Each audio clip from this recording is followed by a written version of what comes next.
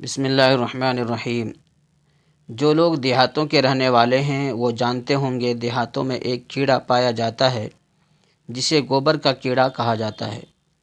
اسے گائے اور بھینس کے گوبر کی بو بہت پسند ہوتی ہے۔ وہ صبح اٹھ کر گوبر کی تلاش میں نکل پڑتا ہے اور سارا دن جہاں سے گوبر ملے اس کا گولا بناتا رہتا ہے۔ شام تک اچھا خاصا بڑا گولا بنا لیتا ہے، پھر اس گولے کو دھکا دیتے ہوئے اپنی بل تک لے جاتا ہے، لیکن بل پر پہنچ کر اسے احساس ہوتا ہے کہ گولا تو بہت بڑا بنا لیا اور بل کا سوراخ چھوٹا ہے۔ بہت کوشش کے باوجود وہ گولا بل میں نہیں جا سکتا۔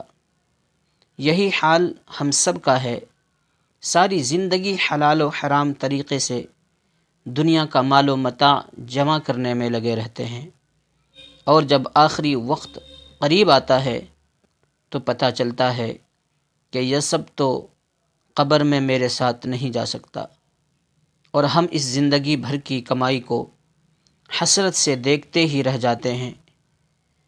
میں چاہے کوئی کامیاب بزنس مین بن جاؤں، اربوں روپے کے بینک بیلنس بنا لوں، اپنے لیے ہر آسائش کا انتظام کر لوں، لیکن جب میری سانس نکل جائے گی تو میرا قیمتی لباس اتار کر لٹھے کا کفن پہنا دیا جائے گا۔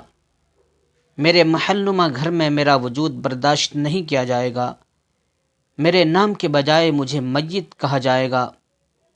کل تک جو لوگ میرے بغیر رہ نہیں سکتے تھے، آج وہ خود مجھے اپنے کندھوں پر اٹھا کر قبر کے گڑھے میں چھوڑ آئیں گے۔ ہمیں اس عارضی دنیا کو چھوڑ کر جانا ہے، اس لیے ہمیں جہاں جانا اور مستقل رہنا ہے وہاں کے لیے تیاری کرنا بہت ضروری ہے۔ ہر نیکی ہمیں وہاں ایک رفیق دوست کے روپ میں ملے گی، اور ہر برائی عذاب کی صورت میں۔ اب یہ ہمارے اپنے اختیار میں ہے کہ ہم اپنی آخرت کے لیے اچھا ٹھکانہ بناتے ہیں یا برا۔ اپنے لیے وہ چیزیں جمع کرتے ہیں جو آخرت میں کام آئیں گی، یا گوبر کے کیڑے کی طرح حرص و لالچ میں پڑ کر صرف اپنا وقت برباد کرتے ہیں۔